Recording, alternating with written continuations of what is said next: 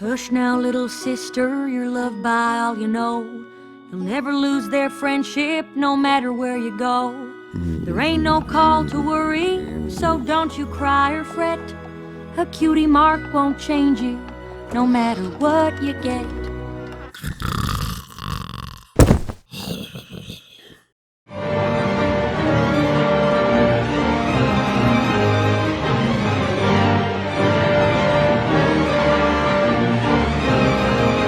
It's been a while since Apple Bloom got center stage in an episode. Last time she nearly got incinerated and or eaten. So let's hope for happier times. Hear ye, hear ye! This meeting of the Cutie Mark Crusaders is now in session! What's with her voice? It seems Michelle Creeper is likewise growing up, and her voice is changing. It's not a flaw, but I'm going to need some time to get used to this new voice. Okay, I'm set. So, what's up? Nothing. Except this letter from Babs Seed saying she's got her cutie mark! What? Really? Huh. Guess we may not be seeing Babs for a while then. I mean, she was brought on as a 4th Crusader, and now... Though if you look closely, you'll realize that these are the most poorly designed scissors in the world. I can't help but wonder if Friends Forever 13 was prophetic. I need an adult. I am an adult! Jesus Christ, how horrifying. There's nothing like recycled humor to... Hey kids, wanna see a... Oh, come on, we've already...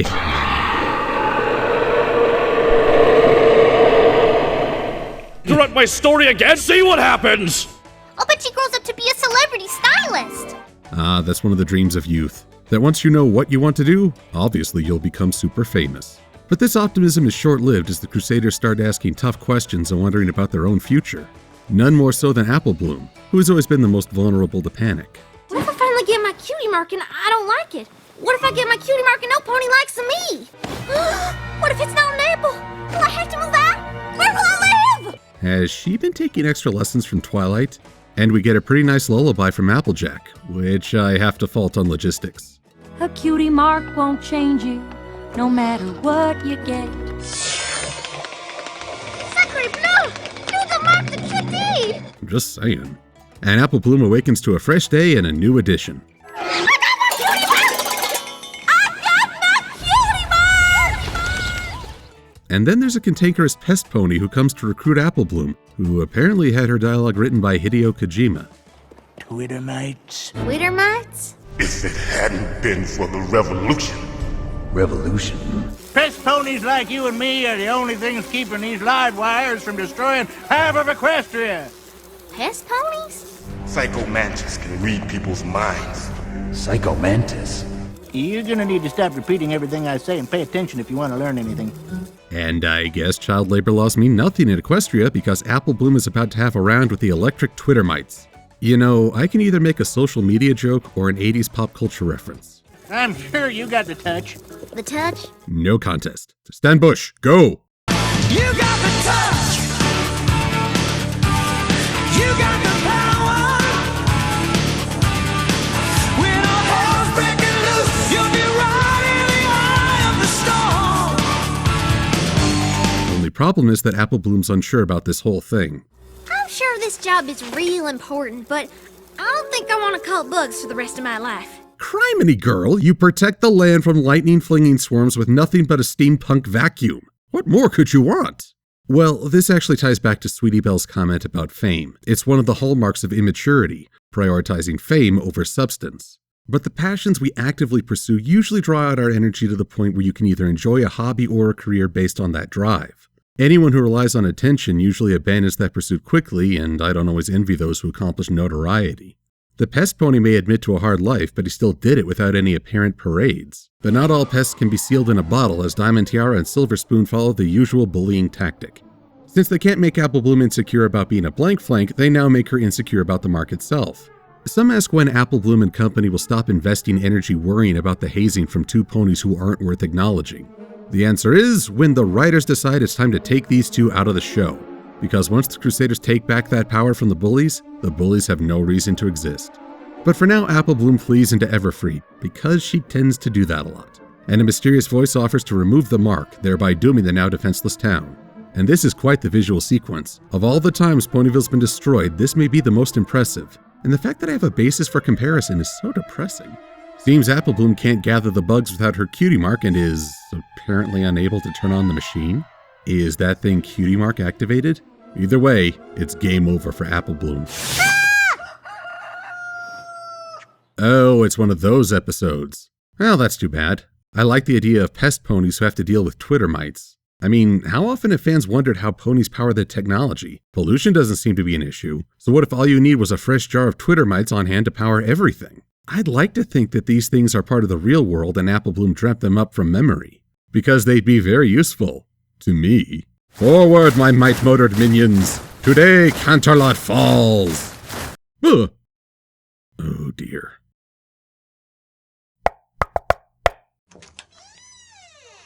Doc, I think I'm going full villain. I had the robot dream again. Well, I wouldn't be concerned about such things. Why not? Because you're still asleep. What do you... Huh? Oh, this is going to be vexing. So yeah, Apple Bloom is going for no less than 3 dream-within-dream sequences as she witnesses her fears take form. She awakens to find that she has a potion-making cutie mark. I'm just glad Princess Twilight's lessons finally paid off. Continuity! And she goes to let her friends know. I know it's silly, but I always hoped we'd get our cutie marks together. I've said it before and I'll say it again. Earning cutie marks as a group goes against the idea of individual talent. And even if you went into this episode spoiler-free, did anyone really think that Apple Bloom would just wake up to her cutie mark one day? Everything we've seen thus far says that cutie marks appear at a moment of personal revelation. You don't just wake up and say, oh, I know what I want to do with the rest of my life. Turns out Apple Bloom's dream friends want to give her the boot out of her own clubhouse. That's on her family's land. Well, dream logic rarely makes sense. So her mysterious observer repeats the cutie removal, only for Sweetie Belle and Scootaloo to ditch Apple Bloom again because they now have their marks, but we never see. Which seems like such a tease. The Brony fandom's been speculating on their marks for ages now, and it'd be nice to at least...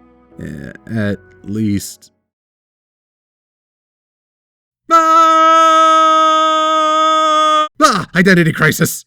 Dream number 3 features Apple Bloom awakening with a new porpoise. And it turns out the others are against having her as part of the core family. Truth is, Apple Bloom, it's your cutie mark. Whoa, we've hit season 1 levels of dialogue for the big guy. And we don't have room for non-apples. Nope. And now it's like G1 Ninja Turtles. I think just blue has a nice ring to it. Oh, criminy, my mind brain. It be a world gone topsy-turvy. So when Apple Bloom wakes up to mark after mark upon her flank, she's had just about enough, and so have I. I demand to know who's behind this attack on my psyche. I am gonna give them such a... Ha-ha! The fun has been doubled! Yes, we complete the dream team with Luna shedding some light on Apple Bloom's shadow. Her own fear has been driving her nuts. Sometimes we can worry about a thing so much the fear can make us feel like we're trapped in a nightmare. Sometimes literally. Big criticism in the wake of this episode is how much Luna's changed since, well, she was barely there for season 1.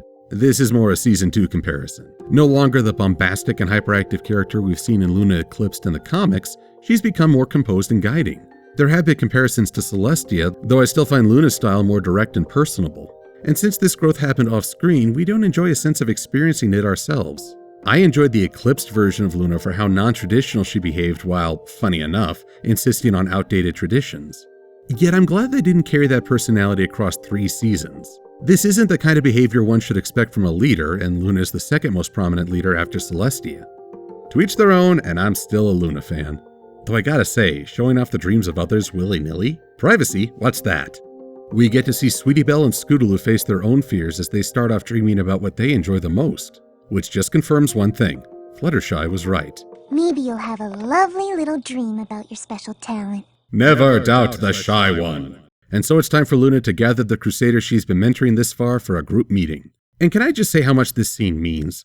This is a pony who fell into darkness because she was feeling neglected and no one was feeding her ego. Now look at her. She seems to be taking genuine delight in her work. But not as much as Scootaloo, who gets to realize a goal that hasn't been possible in the waking world. So, hang on. If you know it's a dream, then you have power that others may not, and there are doors that can lead you into the dreams of others? Oh ho ho!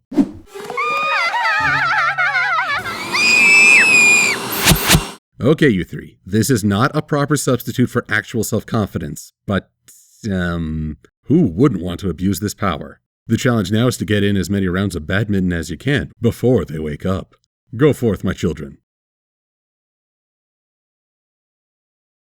What? Have you never corrupted the youth before? It's fun!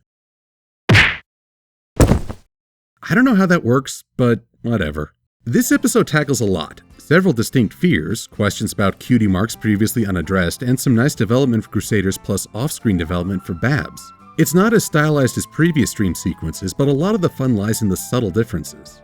The multiple versions of breakfast prepared by Applejack, the fact that her hat comes and goes, and sometimes the subtle subversions, like how a rooster lays an egg or how it appears in a window. I would say Pinky's appearance was another subversion, except, it's Pinkie Pie. And of course, this episode clearly appeals to many fans because it has Luna, greatest princess in the history of forever. If you don't agree with me, then you're obviously a hater, because anyone who does agree with me must be a hater. All hail Luna, she will lead the Lunar Republic, even though the Republic's leaders are elected, so making her de facto ruler completely undermines this idea, but who cares, because it's Luna! Even this cage cannot hold my love for Luna for his eternal... And this, dear viewers, is why you have to keep your inner fanboy in check. I'm Silver-Quill. Thanks for watching.